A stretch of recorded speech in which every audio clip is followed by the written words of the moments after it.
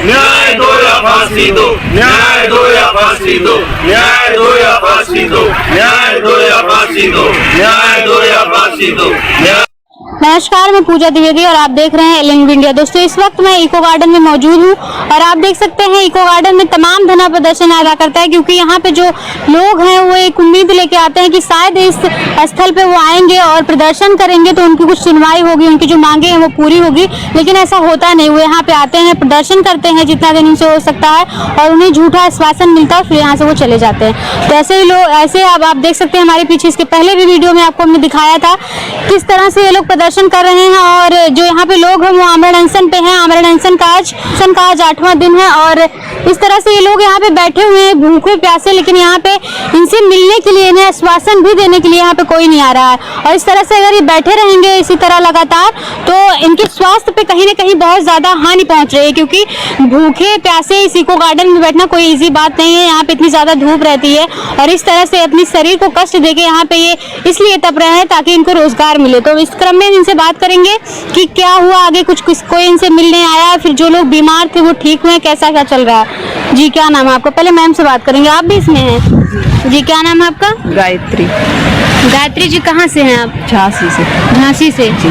अच्छा, तो ये बताइए अभी कब आई हैं? कल आई हैं आप? नहीं, आज आई हैं? नहीं आज नहीं आया, मैं 4-5 दिन हो गए। 4-5 दिन हो गए। अच्छा, तो आप लोग इस तरह से आमरण अनशन पे बैठे हुए हैं, आज 8वां दिन है, तो ये बताइए आपके शरीर को जो है कितना कष्ट दे के यहाँ पे आप आमरण अनशन पे बैठी हैं, अभी कोई मिलने आया, कोई आश्वासन वगैरह, क्या कुछ आगे हुआ, या फिर इस तरह से आप कैसे अपने आप को तपाते रहेंगे बैठ के अगर आपसे कोई मिलने नहीं आता है या फिर आपको कोई उम्मीदें नहीं देता है कि आपकी मांगे पूरी होंगी, तो कब तक आप लोग ऐसे करते रहेंगे बताइए? मैडम, जब तक करते रहेंगे जब तक न्याय नहीं मिलेगा, मर जाएंगे। मरने में कोई कसर नहीं रह गई है, चला नहीं जा रहा है, बोला नहीं जा रहा है। आप देख सकते हैं किस तरह से मैम का जो फेस है वो बता रहा है कितने दिन से भूखे प्यासे यहाँ पे बैठी हैं। और गवर्नमेंट जो वादा करती है बेटी बचाओ बेटी पढ़ाओ और फिर बेटियों के लिए तमाम नारे ऐसे बनाए गए हैं कि उनको जो है सम्मान मिलना चाहिए, तो क्या सरकार से हम पूछेंगे क्या यही सम्मान है जो बेटियां हैं वो पढ़ लिख के इस इको गार्डन में आके यहाँ पे प्रदर्शन करें, अपने रोजगार के लिए यहाँ पे इस तरह से प्रदर्शन कर रही हैं और आमरण अनशन पे हैं, तो क्या इस बातों को किसी के संज्ञान में नहीं लेना चाहिए? इनसे पूछना नहीं चाहिए कि मैम आप जो है बंद कर दीजिए, आपकी मांगे पूरी होंगी, ऐसा कुछ तो होना चाहिए, क्यों मैम? जरूर, आप यदि मीडिया द्वारा उन तक आवाज़ पहुंचाइए, यदि आवाज़ वहां तक पहुंचे और मुझे रोजगार दी जाए। मैं बहुत परेशान हो चुकी हूँ, हर जगह 12 साल से कोर्ट के चक्कर काटते काटते अकेली लड़की हूँ, माँ बाप बूढ़े हैं घर पर, उनको छोड़ के आई हूँ, वो भी बीमार हैं, बहुत परेशान। अच्छा, जो लड़कियां होती हैं वो एक चीज होती है कि अगर वो बाहर निकलती हैं किसी भी चीज की तैयारी करने के लिए, पढ़ाई लिखाई या फिर दौड़ के लिए या फिर प्रदर्शन करने हैं, तो उनको तमाम तरीके के ताने मिलते हैं, चाहे वो रिश्तेदार हो या मोहल्ला हो, लोग कि देखो ऐसा करी वैसा। जब अगर उनको नौकरी नहीं मिलती है तो और उनको सुनने के लिए मिलता है। ऐसा कुछ आपके साथ भी हुआ है? ऐसा बराबर हो रहा है, 12 साल से यही हो रहा है। कब गांव मोहल्ले के रिश्तेदार भी यही कहते हैं, क्यों आपको नौकरी मिल गई, आपका तो पुलिस में हो गया था सिलेक्शन, कब जा रही हो नौकरी? ताने के तरीके, ताने की तरीके से, और वैसे झूठ बोल बोल के हाँ आप जा रहे हैं, अब मिल गया है, अब मिल जाएगा, आप कोर्ट से भी जीत चुके हैं, सुप्रीम कोर्ट से, आप चले जाएंगे, ऐसा क्या कह के फिर भी औरतें हैं घर के भी अब कहने लगे हैं सदस्य जी कब जा रही हो, ये तो तुम्हारा झूठ है। अब झूठ नहीं है, हमारा तो सच है, मगर कौन विश्वास करे?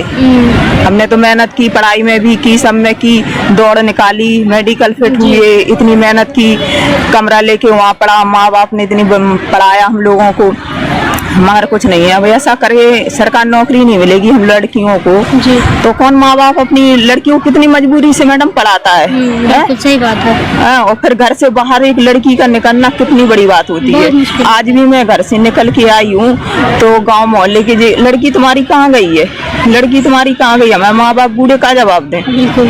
अच्छा, एक चीज हम आपसे जानना चाहेंगे कि आप मान लीजिए यहाँ पे तो तमाम लोग हैं जो जेंट्स है, महिलाओं में सिर्फ आप दिख रही हैं, तो जब यहाँ से आप निकलती हैं तो कहाँ रहती हैं, किस तरीके से रहती हैं? आप महिला हैं तो ऐसे महिलाओं के लिए तो फुटपाथ पे लेटना या फिर फुटपाथ पे रहना तो सेफ नहीं है। नहीं मैम, फुटपाथ पे तो नहीं लेटती हूँ, पूरा स्टेशन पे लेटती हूँ मैं। तो स्टेशन भी तो एक फुटपाथ ही हुआ। हाँ, फुटपाथ ही हुआ है। स्टेशन पे लेटती हूँ क्योंकि रूम वगैरह मेरे बस का तो है नहीं है और मैं अकेली लड़की हूँ, मेरे पास इतने पैसे भी नहीं है कि हम रूम ले सकें, तो स्टेशन पे ही निकालती हूँ। तो आप देख सकते हैं किस तरह से एक महिला है और यहाँ पे प्रदर्शन में शामिल है, और इसीलिए शामिल है क्योंकि इनको जो है रोजगार चाहिए, इनकी जो मांगे हैं पूरी हो। और इनका कहना है कि जब यहाँ से निकलती हैं 5 बजे इको गार्डन से हटा दिया जाता है और ये जाके स्टेशन पे लेटती हैं। बताइए, स्टेशन पे लेटना क्या लड़कियों के लिए सेफ है? हम लोग यहाँ पे बैठे हुए हैं, उनसे बात करेंगे कि उनके आगे की क्या रणनीति है। इस तरह से क्या वो आमरण अनशन लगातार जारी रखेंगे, फिर आगे कुछ उन्होंने सोच रखा है? तो जो लोग बीमार थे वो शायद यहाँ पे आ गए हैं, उनसे भी थोड़ी बात करेंगे।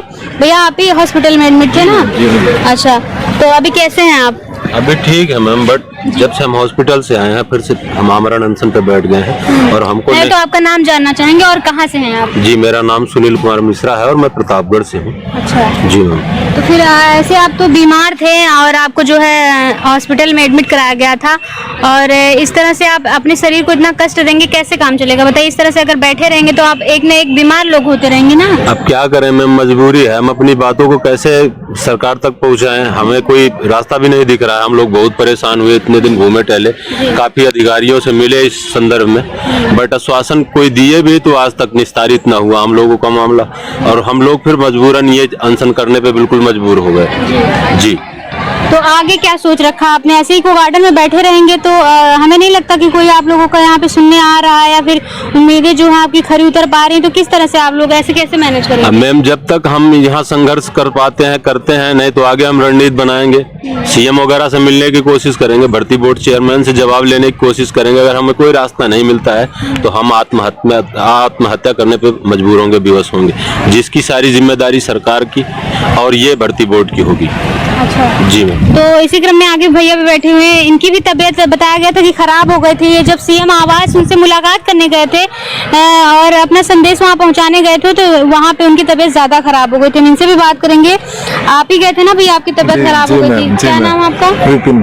अच्छा, वहाँ पे कैसे क्या हुआ था? आप अचानक कैसे बेहोश हो गए? मैम वहाँ पे मैंने बोला कि साहब हमको 2 लोगों को अंदर जाने दो, क्योंकि मेरी कंडीशन पहले ही इतनी खराब है। 4-5 दिन हो चुके, मैंने कुछ खाया पिया नहीं है, बट उन्होंने अलाउ नहीं किया। तो वहाँ से आती दफे मैं बेहोश हो गया। बेहोश होते ही जैसे ही मैं बेहोश हुआ, तुरंत उन्होंने मेरे को उठा के सिटी जो सिविल अस्पताल है वहाँ पे ले गए। वहाँ पे 3 स्टार थे, वो बोल रहे थे कि भाई इस तरह से क्या होता है, खाया पिया करो और बस चंगे रहो। इस तरह धरने प्रदर्शन से कुछ नहीं होता है, ना ये आमरण अनशन से होता है। 30 करोड़ पॉपुलेशन है, आप मर जाओगे क्या होगा? हाँ, इससे कोई फर्क नहीं मतलब पड़ता है। ये एक जो दरोगा जी की उनकी लैंग्वेज थी ये। 3 स्टार थे सर। अच्छा मैम, तो ये बताइए, अभी तबीयत आपकी ठीक है, बेटर है आप? हाँ जी। वहाँ पे किसी से मुलाकात हुई थी जब आप गए थे सीएम आवास? हाँ, वहाँ पे जो सचिव वगैरह थे, जो भी होंगे अधिकारी, उनसे मुलाकात हुई थी। उन्होंने ज्ञापन लिया, संज्ञान लिया और रख लिया अपने पास में। ज्ञापन लेते हो तो डस्टबिन में डाल? हाँ मैम, वो तो डस्टबिन में जाता है, उससे तो होना जाना कुछ है नहीं। बट अभी धरने पे है, जब तक लाइफ है तब तक रहेंगे, उसके बाद में बस शमशान में जाना है बस, और क्या है, इससे ज्यादा कुछ नहीं। तो आप देख सकते हैं किस तरह से लोग त्रस्त हैं, हताश हैं और कहीं ना कहीं परेशान दिखाई दे रहे हैं, क्योंकि वो लाख कोशिश करने के बावजूद भी उनकी सरकार जो है वो सुनने का नाम नहीं ले रही है। देख रहे थे LNV इंडिया, पूजा द्विवेदी। न्याय दो या फांसी दो, न्याय दो या फांसी दो, न्याय दो या फांसी दो, न्याय दो या फांसी दो, न्याय दो या फांसी दो।